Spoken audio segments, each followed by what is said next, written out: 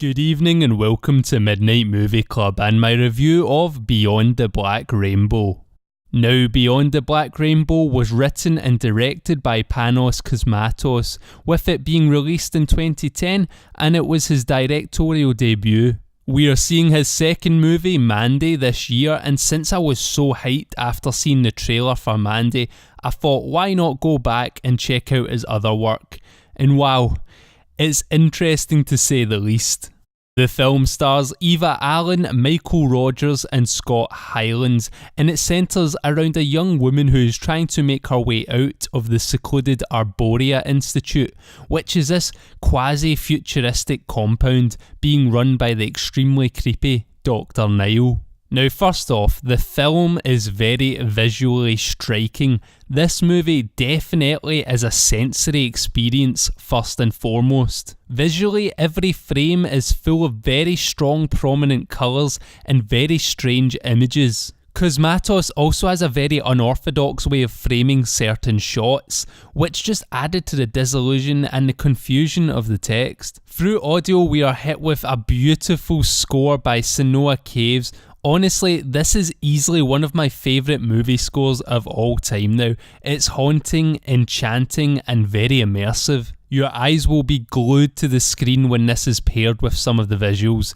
It is very Carpenter-esque, but also has a more technological Blade Runner feel to it. It's honestly amazing. The mix of synths with the epic Hammond organ, is goosebump worthy. I will link it in the description, check it out. When we get these long tracking shots in the film coupled with the long unforgiving drones of the score, it just blends seamlessly into the otherworldly beauty of this film. The iconography in this film is second to none. The set, costume and audio design make you feel like you are watching this on a VHS, and it does feel like it was made in the 80s, not the late 2000s. There is a lot of grain over the visuals, adding to the gritty retro lo-fi-ness, and even the audio has this rough tone to it, which just immerses you in this world even further. The beeps and boops of big colourful buttons that are not labelled for any specific use always feature, especially with dissolving and transitioning between frames. The colour palette in the film is rooted in science fiction of the 70s and 80s,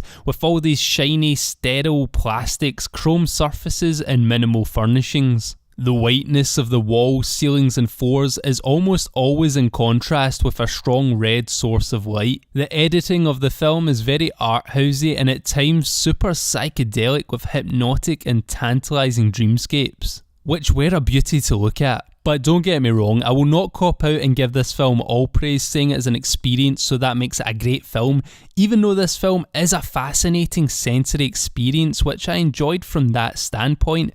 It isn't a great film, and that is due to the ending. I thought the change in pace hurt the film's ending, as it could have been far more epic rather than being rather anticlimactic. The start of the third act had me hooked and I loved where it was going, but by the end of the third act, it had me a little frustrated. At some points, it did feel like the film was playing out like a very long music video with no real explanation for anything that was happening or any legitimate character development. With this comes some problems for the characters' motivations in certain scenes nearer the end of the film. It is hard for us as an audience to gauge what their thinking was behind their actions since their setup had been so vague. In saying this though, there are certain things presented to us at the start of the film that are answered to us later on, but not explicitly, mostly just visually, and you will have to piece them together yourself. And I know for some people that can be hard as they want a lump of exposition to chew on. For me personally though, that was okay, but I can see it being a problem for others. Even if you're a fan of or can handle slow moving films, this one may challenge you, as this film takes its time to get going and for some viewers probably never will, since it is very devoid of the norm linear narrative. Now on to performances, and the acting I thought was not bad at all. The best performance in my opinion was from Michael Rogers, who plays Dr. Nile. As he does have the most dialogue of all the characters, it wasn't exactly hard for him to steal the show, but he does very well in his role of someone who knows too much and that has made them into something they still can't quite comprehend. Eva Allen was fine as the practically mute Elena, and the side characters that didn't have much to do at all were fine for what they had to bring. The film is light on action, but the action and horror elements we get are very, very well done.